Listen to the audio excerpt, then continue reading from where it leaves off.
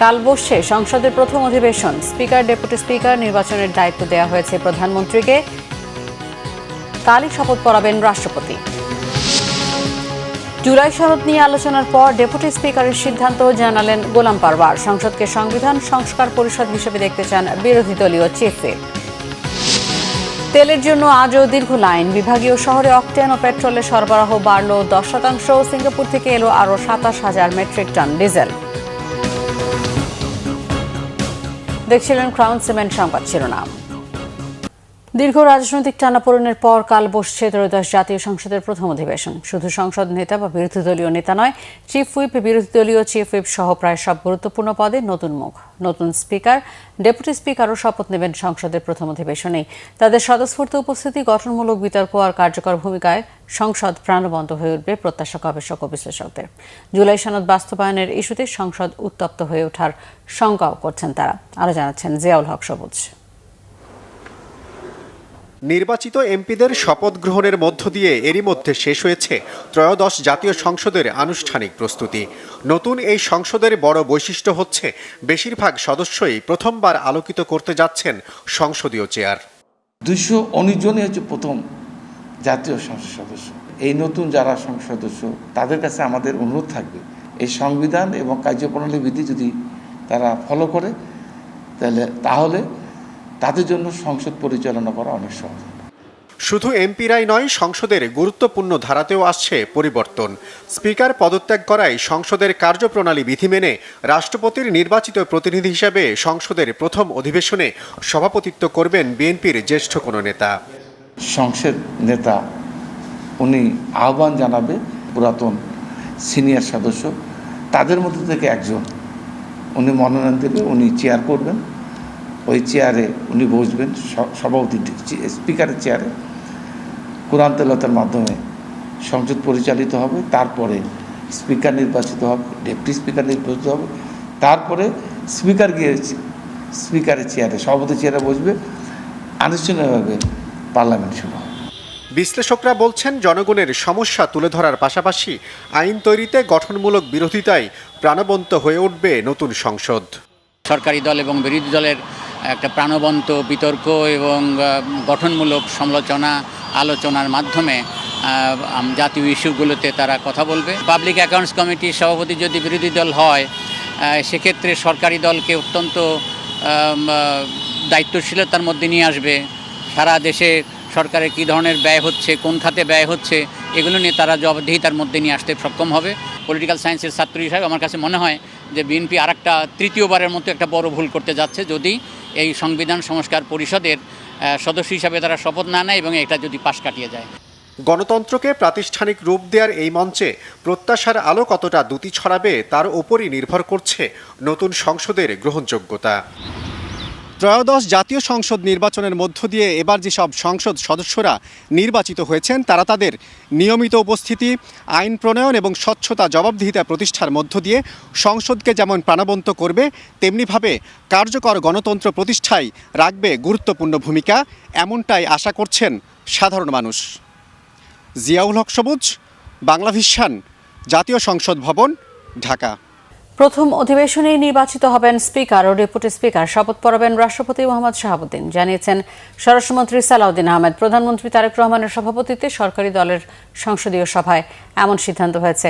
সংসদ ভবনের সরকার দলীয় সভাকক্ষে সকাল 11টায় সভা শুরু হয়। স্পিকার, ডেপুটি স্পিকার কে হবেন তা নিয়ে চূড়ান্ত সিদ্ধান্ত নিতে এই বৈঠকে আলোচনা হয়। এ বিষয়ে চূড়ান্ত সিদ্ধান্ত নিতে সংসদ নেতা ও প্রধানমন্ত্রী তারেক রহমানকে দায়িত্ব দিয়েছে বিএনপির সংসদীয় দল। এছাড়াও সংসদীয় কমিটি গঠনের বিষয়ে আলোচনা হয়েছে। এর আগে গত 9 মার্চ জাতীয় গুরুত্বপূর্ণ ইস্যুতে ঐকমত্য গঠনে সরকার ও বিরোধী দলীয় হুইপদের মধ্যে বৈঠক হয়েছে।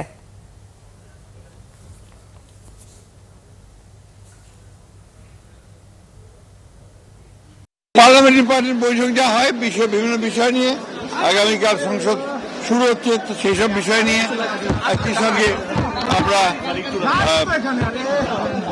পার্লামেন্টের সব দায়িত্ব নিয়ে আলোচনা হয়েছে। ধন্যবাদ। এটা দায়িত্ব দিয়ে দেওয়া হয়েছে আমাদের সংসদ নেতাকে। সংসদ নেতাকে দায়িত্ব দেওয়া হয়েছে।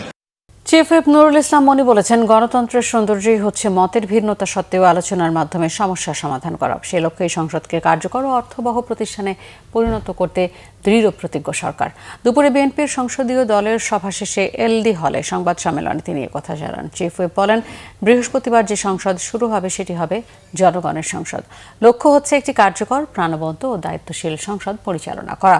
তারা চান সংসদে জাতীয় গুরুত্বপূর্ণ বিষয় নিয়ে গঠনমূলক আলোচনা, যুক্তিপূর্ণ তর্ক ও সুস্থ বিতর্কের পরিবেশ সৃষ্টি হোক।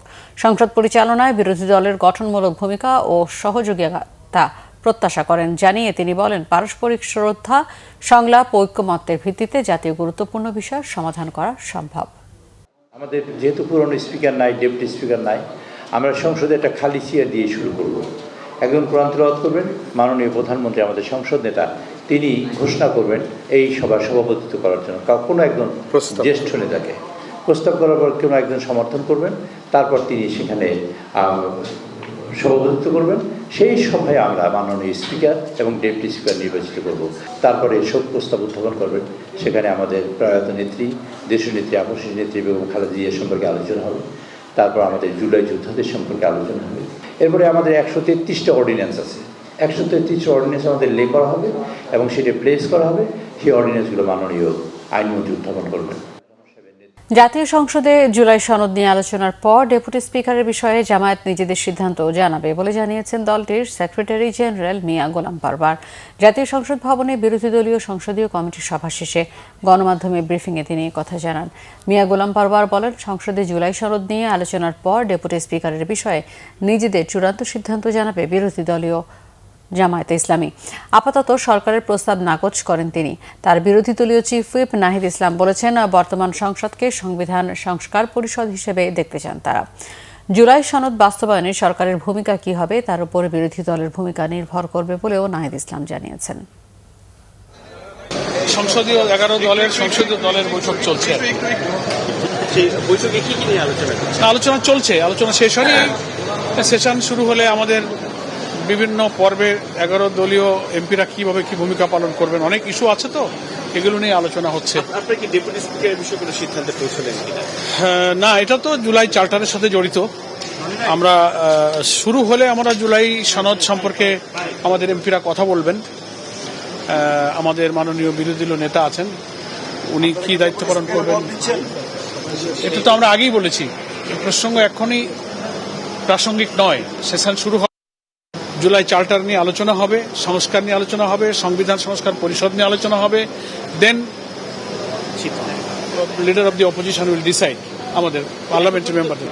আগামীকালকের স্পিকার নির্বাচনের কথা, নির্বাচন হওয়ার কথা, ডেপুটি স্পিকার নির্বাচন হওয়ার কথা, এই বিষয়গুলো আলোচনা হয়েছে। সেখানে আমাদের ভূমিকা কি থাকবে, রাষ্ট্রপতির ভাষণের একটা বিষয় আছে, সেই বিষয়ে বিরোধী দলের ভূমিকা কি থাকবে, এবং আমরা যেটা বলে এসেছি যে সংবিধান সংস্কার পরিষদ শপথ যেহেতু আমরা নিয়েছি সংবিধান সংস্কার পরিষদের সদস্য হিসেবে, সরকারি দল নেয়নি, আমাদের একটা দাবি আছে যাতে সংবিধান সংস্কার পরিষদের শপথ নেওয়া এবং এই সংসদটাকে সংবিধান সংস্কার পরিষদ হিসেবে কার্যকর করা।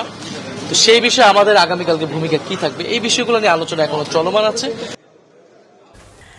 রাজধানীর পেট্রোল পাম্পগুলোতে আজও দীর্ঘ লাইন। এদিকে দেশের বিভাগীয় শহরগুলোতে জ্বালানি তেলের সরবরাহ সংকট কাটাতে এবং জনচাহিদা মেটাতে নতুন সিদ্ধান্ত নিয়েছে বাংলাদেশ পেট্রোলিয়াম কর্পোরেশন বিপিসি। বাড়তি তেল নেয়ার প্রবণতা যেমন থামছেই না, এর ফলে বাড়ছে ভোগান্তি। গাড়িতে পর্যাপ্ত তেল থাকা সত্ত্বেও আবারও সিরিয়ালে দাঁড়াচ্ছেন অনেকে। রাজধানীর বেশ কয়েকটি পেট্রোল পাম্পে এমন চিত্র দেখা গেছে। জ্বালানি সংকট, দাম বাড়ার শঙ্কা ও গুজবের কারণে আগাম প্রস্তুতি হিসেবে বাড়তি তেল নিচ্ছেন অনেক ক্রেতা। রাজধানীর প্রায় সবকটি পেট্রোল পাম্পে গাড়ির দীর্ঘ সারি দেখা গেছে। এদিকে বিপিসি জানিয়েছে, চলমান বৈশ্বিক পরিস্থিতির মাঝেও তেলের সরবরাহ স্বাভাবিক রাখতে আগে ঘোষিত 25% হ্রাসের সিদ্ধান্ত পরিবর্তন করে তা 15% নামিয়ে আনা হয়েছে।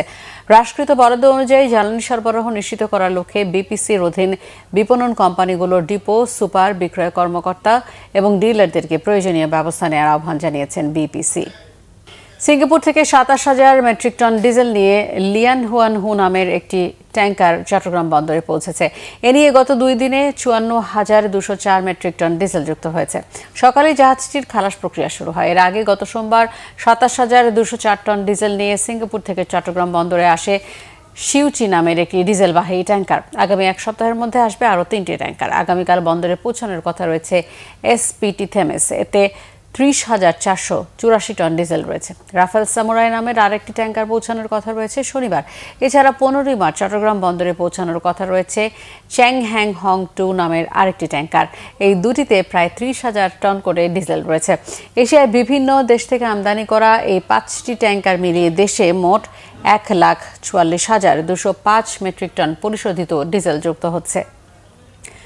জুলাই গণঅভ্যুত্থানের সময় হত্যা উস্কানির সহ 3 অভিযোগে আওয়ামী লীগ নেতা কামরুল ইসলাম ও ওয়ার্কার্স পার্টির সভাপতি রাশেদ খান মেননের বিরুদ্ধে অভিযোগ গঠনের আদেশ 30 মার্চ আন্তর্জাতিক অপরাধ ট্রাইব্যুনাল 1 এই দিন ধার্য করে। এর আগে এই মামলায় শুনানি করে প্রসিকিউশন। তখন তাদের বিরুদ্ধে অভিযোগ তুলে ধরে বিচার শুরুর আবেদন জানানো হয়। জুলাই গণঅভ্যুত্থানের সময় রাজধানীর বাড্ডা ও আশেপাশের এলাকায় 23 জনকে হত্যাসহ এই মামলায় আসামিদের বিরুদ্ধে 3টি অভিযোগ আনা হয়েছে। এছাড়া একটি ট্রাইব্যুনালে রামপুরায় 28 জন হত্যা মামলায় সাবেক বিজিবি কর্মকর্তা লেফটেন্যান্ট কর্নেল মোহাম্মদ রেদবানুল ইসলাম ও মেজর মোহাম্মদ রিফাত বিন আলম মুন ও 2 পুলিশ কর্মকর্তার বিরুদ্ধেও সাক্ষ্য গ্রহণ হওয়ার কথা রয়েছে।